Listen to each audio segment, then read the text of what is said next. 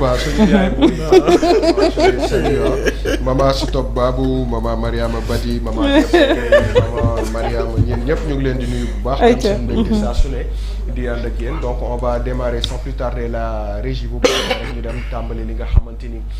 mooy revue des titres du jour mardi 29 avril kañ la avril di jeex point de suspension le soleil.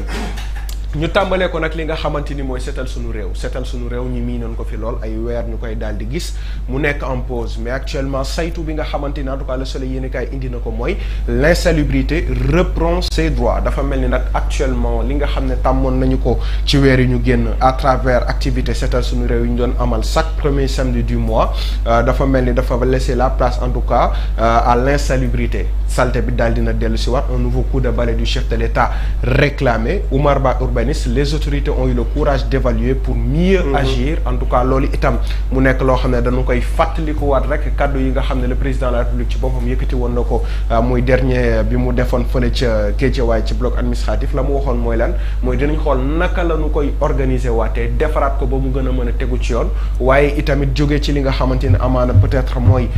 activité boobu rek de manière fortuite mais fexe ba nit ñi koy def itam daal di ci gis seen bopp loolu mu bokk ci yéene yi nga xam ne moom la chef de l'État amoon na ko waaye en tout cas on espère et on rejoint li nga xamante ni rek mooy réclamation boobule ngir ñu mën a dooraat activité seetal suñu réew ca na mu gën a gaawee ngir mën a permettre en tout cas à tous les Sénégalais de s'activer ci li nga xamante ni mooy la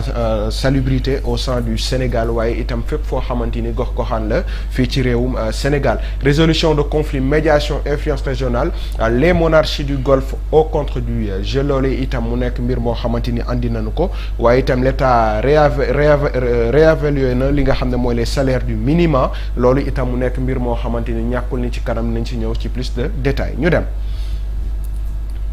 réew mi quotidien daal dina dellu fële ci assemblée nationale gannaaw ba ñu defee li nga xam ne mooy plénière ba passé Moustapha Diop ak Ndeye Saly Dieng convoqué ce mercredi pour audition gannaaw ba ñu nag waxtaanee ci li nga xam ne mooy commission ad hoc bi ba daal di koy taxawal la ñu def nag mooy daal di leen convoqué comme nanu ko defee woon ak Farba Ngom ngir mën a toog waxtaan ak ñoom ci dossier bi nga xam ne teg nañ ko ci table bureau de l'assemblée nationale yéene bi ñu ci am nag du dara lu dul rek waxtaanee la ñu leen di toppee waaye itamit wax leen jox leen toutes les informations relatives en tout cas à cette demande bi nga xam ne moo ñeel seen demande de levée d'immunité parlementaire suba lay doon fële ca assemblée nationale ñu dem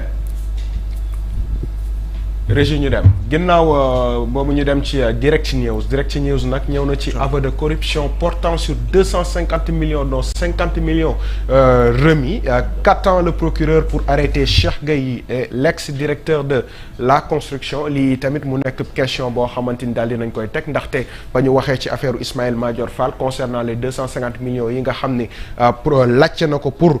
li nga xamante ni mooy facilité boobule marché en tout cas ci info yi nga xamante ni daal dinañ koy jot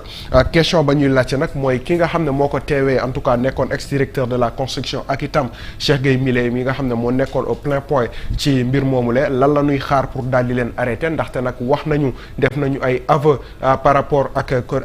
acte de corruption boobule Cheikh Gueye a révélé aux enquêteurs que pour obtenir la signature du protocole Ismaïla Madior Fall lui aurait réclamé 250 millions waaye itamit affirmé na nag la ba nu koy def ki nga xamante ni rek mooy ex-directeur bu construction boobule teewee na ko maintenant nag la ñëpp di laajte mooy lan la ñuy xaar pour daal di leen woolu teg leen loxo ngir mën a wëyal boobule enquête mu nekk question boo xamante ni en tout cas direct news daal dina koy teg waaye itam Sénégal croissance exceptionnelle de 8,4% attendue en 2025 parmi les plus fortes du continent FMI dafa mel ni kontaan na lool ci taxawaayu en tout cas njiital réew mi ak njiital jawriñ bi di Ousmane Sonko si seen liggéey bu am solo gannaaw sax difficulté yi gannaaw sax coow lu bari li nga xam ne amoon na ci situation économique bi la ñu gis ni ñoom am nañu taxawaay bu aw rafet boo xamante ni rek indi na lii nga xamante ni mooy 8,4% de croissance boo xamante ni c'est classifié exceptionnel en tout cas ci doxalinu njiitum réew mi mu nekk un acte à féliciter en tout cas ñu dem gannaaw direct news ñu ñëw ci point actu nag ñëw na ci présumé escroquerie sur 2 immeubles de la commune de Kaolack la Cour suprême annule la décision de la cour d'appel mu mel ni nag gannaaw coow lii nga xamante ni amoon na ci ñaari immeuble yoo xamante ni fële ca commune bu Kaolack la cour suprême daal dina annuler nag décision bi nga xam ne cour d'appel jëloon na ko ndaxte l'ex-ministre conseiller Mohamed Ndiaye Rahma accusé de s'être frauduleusement approprié les 2 immeubles de la mairie de Kaolack gannaaw ba ñu ko tuumalee en tout cas ne moom moo ko daal di récupérer de manière frauduleuse ci commune bu Kaolack bi l'affaire était pendante devant les tribunaux depuis septembre 2022 cour suprême daal dina jox raison ki nga xam ne mooy juge d'instruction bu tribunal grande instance Moussa Dey qui avait refusé de se plier à la décision du premier président de la cour d'appel Ousmane Kane et ordonne que la déclaration de pourvoi de Serigne Mboup soit accueillie. Moussa Dey a été affecté par Ousmane Kane premier président cour d'appel aujourd'hui en retraite mu mel ni daal la ñu ci mën a tënk rek mooy décision bi mooy dañuy daal di déclarer pourvoi ngir Serigne Mboup boobee nga xamante ni daal dina ko defoon dañu koy daal di accepter en tout cas mu nekk coow loo xamante ni fi mu toll nii daal dinañ koy tegaat sur la table fas yéene ko leeral ngir rek mu mën a am jeexital gannaaw depuis 2022 ba léegi ñu ngi koy daal di topp waaye itam enquête sur la gestion du ministère de l'enseignement supérieur plus de 5 personnes dont l'ex-DAGE en garde à vue au moment où l'on vous parle mu nekk nag itam beneen bataaxal boo xam ne daal nañ koy indi waaye itam moom Cheikh Oumar Anne dans le viseur loolu lañu point actu daal di xamal mu mel ni moom mi itam ñu ngi koy daal di topp wala boog ñu ngi koy daal di bàyyi xel bu baax a baax par rapport ak li nga xam ne mooy gestion bi ñu defoon ci boobule ministère Abass Fall itamit augmente leur pécule muy ñi nga xamante ni mooy le minimum en tout cas noonu lañ ko daal di tuppee mu nekk nag loo xamante ni gis nañu ko démb itam ñàkkul ni ci kanam nañ ci ñëw ci plus de détails ñu dem. Les Échos yéenekaay ñëw na ci beneen cas placé sous mandat de dépôt en même temps que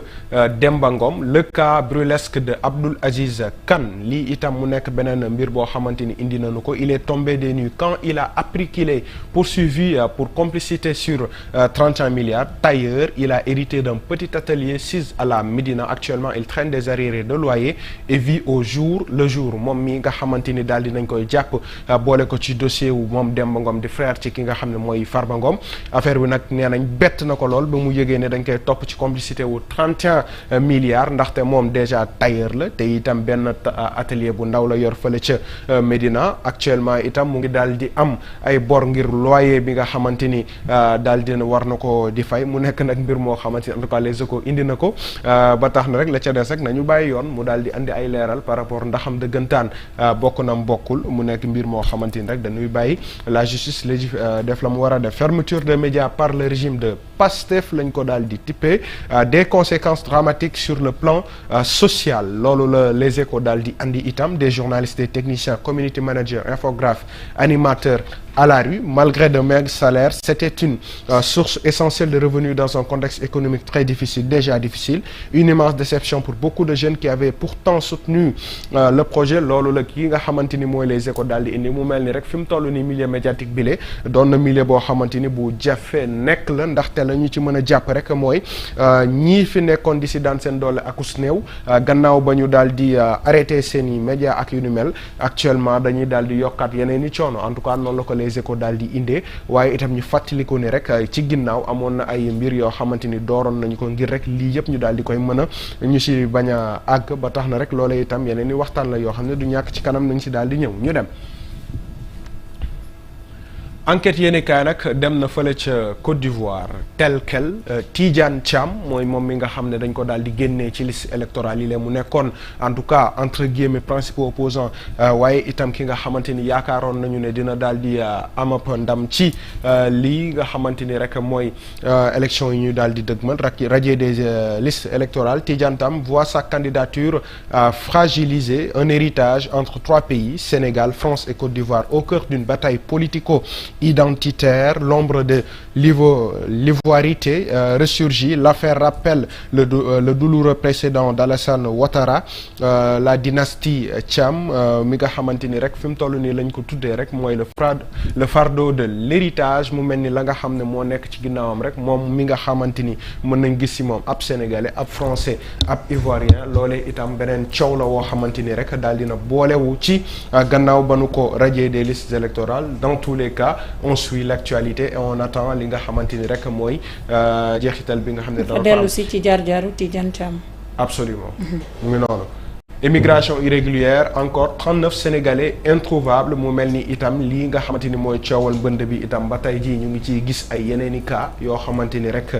mu ngi daal di am waaye nag bu ñu seetloo itam fan yi daal dina wàññeeku bu baax a baax par rapport ak ni nga xam ne noonu lañ ko daan gisee waaye nag am na 39 Sénégalais yoo xam ne fi mu toll ni ils sont introuvables on attend encore une fois ba ñu daal di indi ay leeral par rapport à tout ça. Conseil constitutionnel itam le remplaçant de Badio Camara installé moom mii nga xamante ni rek moo daal di toog daal di remplacer ki nga xamante ni mooy Badio Camara je pense Sey mu nekk nag kenn am nijaay ci Mahou Sey mi ñuy seetaan à chaque fois je pense que tout à l'heure yónnee na ma ay photos lors de son installation on lui souhaite bon vent en tout cas et on espère qu'il sera à la hauteur de la tâche bi nga xamante ni rek dinañ ko daal di jox ñu dem. Le quotidien yéenekaay fermeture des médias non conformes la presse face à un écran noir le CDEPS sonné na li nga xamante ni mooy la mobilisation waaye itam préparé nañu mémorandum sur les 13 mois de Diomaye ngir rek génnee li nga xamante ni gis nañu ko ci 13 mois yile mu mel ni rek benn coow la woo xamante ni fi mu toll nii presse bi dafa daal di taxaw jàkkaarloo en tout cas ak nouveau régime bi nga xam ne volonté bi mu am mooy en tout cas assainir ci ni nga xamante ni daal dinañ koy wax ndaxam dafa am combat ci biir ndaxam dafa am ay disparités yoo xamante ni tey jii nii ñoo ŋànk loolu le dans tous les cas dinañ si ñëw ci kanam avec plus de détails forte pluviométrie annoncée plus d'espoir et de désagrément je pense que tout à l'heure ñu ngi ciy wax par rapport à la météo mu mel ni ren itam mën nañoo séntu en tout cas on espère que dina doon nawet bu naat boo xamante ni dina baax lool ci suñu mbay mi waaye itam la ñu ciy seetlu rek mooy plus d'espoir et de désagrément ndaxte bu ñu fàttali bëri na ay tolof yoo xamante ni dafay ànd ak nawet on espère en tout cas avec les actions qui ont été entreprises que ni dinañu daal di mën a arriver en tout cas ci benn saison de pluie boo xamante ni on aura moins de problèmes par rapport aux années passées ci inondation ak lépp li nga xamante ni ay mbir la yoo xam ne dafay daal di ñëw ñu dem. Sud Quotidien ñëw na ci levée d'immunité parlementaire Moustapha Diop 15e législature presse le pas l'Assemblée nationale ratifie hier lundi la liste des membres des deux commissions ad hoc chargées d'examiner les demandes de levée de l'immunité parlementaire de Moustapha Diop et Salimata Diop. Les deux anciens ministres indexés dans le cadre de la gestion des fonds force Covid-19 seront auditionnés demain suba la ñu leen di déglu fële ci Assemblée nationale ngir mën a waxtaan ak ñoom ci dossier bi ñu yónnee Assemblée nationale ngir demande d'immunité levée d'immunité parlementaire boobule loole nag suba lay am waaye itam plénière bi nga xamante ni rek dinañ ko daal di tënk ngir prononcé wu ci décision boobu le vendredi 2 mai lay doon ngir dañu koy lever waaw am déet par rapport ak demande bi nga xam ne daal dinañ koy teg mu ngi noonu ñu dem. Walf Quotidien ñëwaat na ci suppression ou fusion des agences réforme en méforme mu mel ni nag lii itam beneen mbir la boo xamante ni ñëpp ñu ngi koy daal di coow par rapport aux agences yi nga xam ne bëri na lool fii ci réewum Sénégal actuellement nag la ñu ciy xaar mooy ya ñu war a supprimer ak yi nga xamante ni war nañu ko daal di fusionner mu mel ni mbir moomu itam ñu ngi nekk ci tànku daal di koy dëggal daal di koy dëgmal ngir mën a xool dëggantaan nan la ñuy rationaliser ci lu baree bari ci yooyu les agences ndax am nañu njëriñam déet loolee yëpp ay mbir la yoo xamante ni en tout cas page 5 bu Walf Quotidien andi na ci ay leeral yu bare décision fermée des médias place à la bataille judiciaire loolee itam Walf Quotidien daal dina si àddu ñu dem. L'As Quotidien la machine s'emballe fële ci Assemblée nationale mu mel ni rek daal dinañoo tàmbali te incha allah le 2 mai dinañu daal di tenir li nga xamante ni rek mooy la décision par rapport ak levée immunitaire yooyu la garde à vue de la DAGE de Guirassy et du patron du Magic Land Cheikh Oumar Anne droit vers la haute cour de justice noonu la L'As Quotidien daal di indi par rapport ak li nga xamante ni rek mooy reddition des comptes boobule ñu dem. yor bi ñëw na nag ci docteur Babou Amadou Ba directeur général du TRAIF-PT la mission principale du TRAIF-PT est de renforcer le capital humain conformément à la vision 2050 la mu gëm mooy TRAIF-PT mission am lenn képp la mooy fexe ba dooleel defaraat tëggaat sénégalais bi nga xamante ni mooy indi en tout cas réalisation vision Sénégal 2050 la mu ci jàpp ci ay mbir benn mën nañ si mu ni il faut former 5 millions de jeunes d'ici 2050 dans le master plan décennal 2025-2035 il faut former 1 million de jeunes et dans le plan quinquennal il faut former 700 000 techniciens loolu nag mu bokk ci ay prérogatives yoo xam ne TRAIF-PT am nañu ko muy ci wàllum formation ngir mën a tàggat ndaw ñi tàggat sénégalais yi ba ñu mën a en tout cas performant ba ñu mën a itamit apte sur le marché de l'emploi fexe ba employabilité nekk une réalité ici au Sénégal et je pense que ça aussi il maîtrise très bien son milieu. On l'avait reçu je pense fële nga xamante ni mooy ca after ndogu et on espère que dinañ ko invité waat fii ci matinal bi parce que il est très intéressant docteur Babou et je pense que lii itamit war nañ ko fee mën a waxtaanee bu baax a baax par rapport ak seen impact bi ñu war a mën a am ci ndaw ñi waaye itam bi ñu mën a am ci li nga xamante ni la ñu bëgg muy dëgg-dëgg développement ñu dem.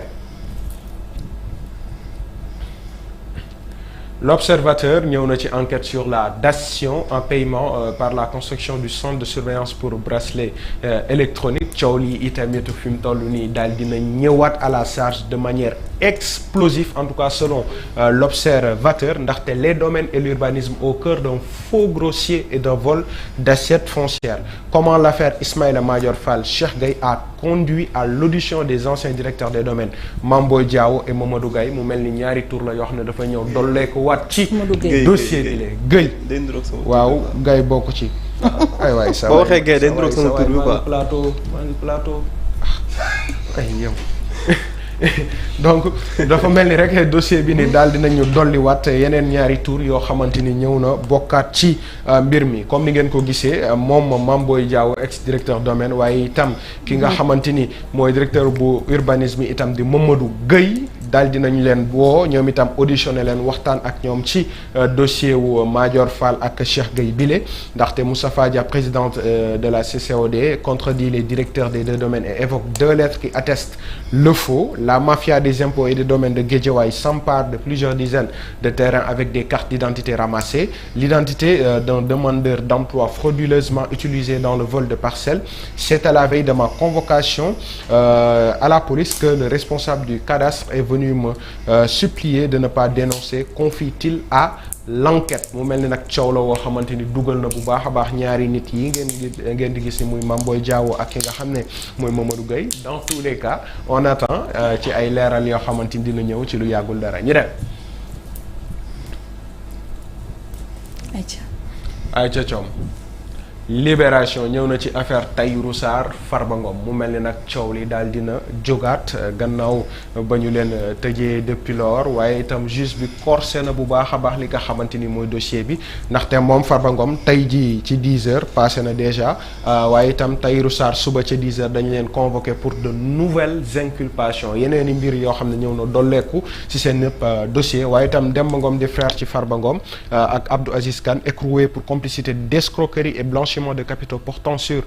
31 milliards de francs CFA, tout sur la nouvelle vague de convocation lancée par le juge du premier cabinet. Dossier bi daal nañu jàpp ni fi mu toll nii ci cappaandaw gi sax laay wax nañu daal di toll ndaxte ba tey jii ñu ngi daal di continuer audition yi waaye itam ñu ngi daal di continuer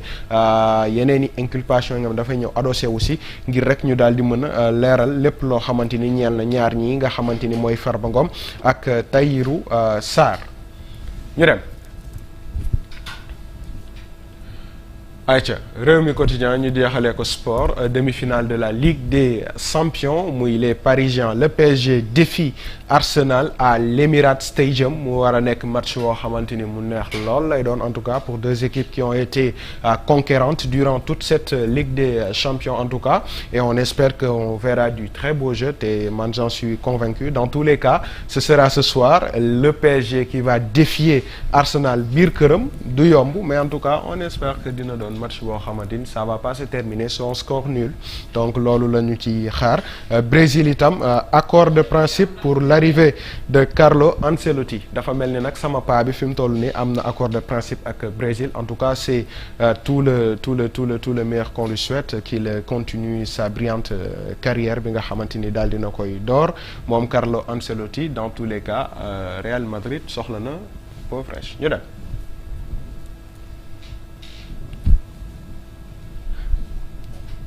ñu jeexalee ko Odia comme ni ngeen ko gisee nag Odia daal dina ñu delloo fële ci assemblée nationale comme ni ngeen ko gisee waaye nag la ma ca jaaxal mooy dañu daal di changer tur bi def ko parlement dibiteri